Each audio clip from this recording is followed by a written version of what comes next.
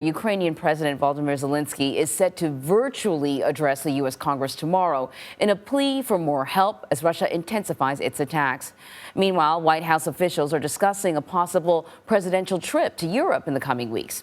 So Nancy Cordes is following all of this for us from Washington, of course, and is joining me now.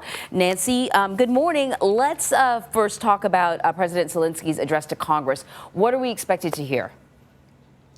Well, based on what he said to Congress the last time he spoke with them virtually, he will ask for more aid. He will likely argue once again about the need for more jets, the need for a no-fly zone in Ukraine. These are things he is unlikely to get from the United States right now, but he's still pressing his case with U.S. leaders and around the world to make sure that leaders know that Ukraine's success in fending off the Russian invaders is going to depend on help coming from the United States and around the world. And one thing Zelensky has been sure to do when he speaks with foreign leaders is to thank them for the aid that he has already received. Just this weekend, President Biden authorized another $200 million worth of weaponry and anti-tank and anti-armor weapons that are going to be going to Ukraine every day. The Pentagon tells us about more successful transfers of weapons to the Ukrainians. They don't give us a lot of details about how they do that, but they say they're able to. And so I'm sure that we'll hear a note of thanks from Zelensky as well. But this is very unusual. All these members of Congress getting together basically in one room to hear from a foreign leader like this. It's quite unusual. So in the meantime, there's talk of President Biden traveling to Europe. The vice president traveled last week. There have been other heads of state, right. Prime Minister of Canada as well. What could the possible plan look like for the president? Why is the feeling that it's important for him to go?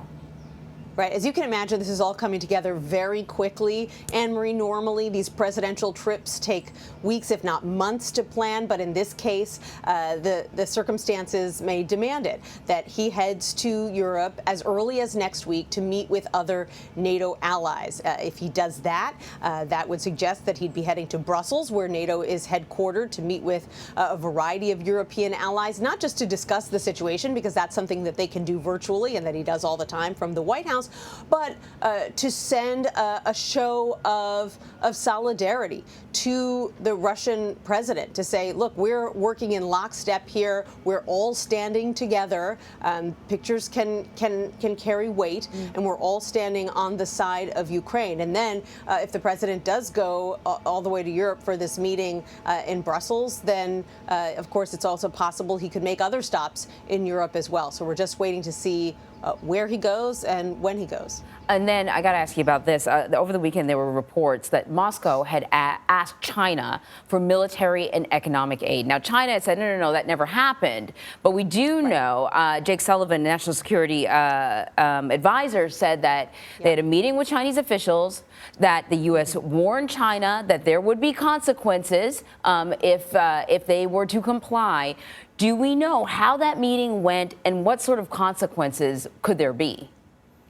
Not a lot of details coming from the White House about this meeting, beyond the fact that they say that it was intense and that it lasted for 7 hours. Wow. So it was kind of a marathon meeting between Sullivan and these Chinese officials, where, as he previewed, he warned them not only that there could be economic consequences for China if it tries to help Russia, more sanctions being levied against China, not just Russia, but also that China itself could get isolated from the international community, that its relationships with the U.S., with European allies, could suffer as a result of China further aligning itself with Russia. You know, there are even reports at this point that Russia not only asked for economic aid from China, with many financial analysts predicting that Russia could default as early as tomorrow, but also that it's asking for military assistance, including MREs, meals ready to eat. And if that is true,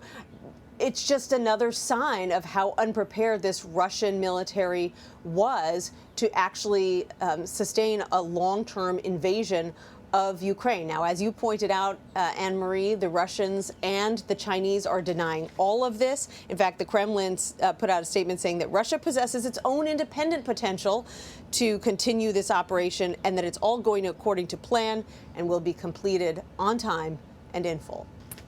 Okay. Nancy Cordes, thank you very much. You're welcome.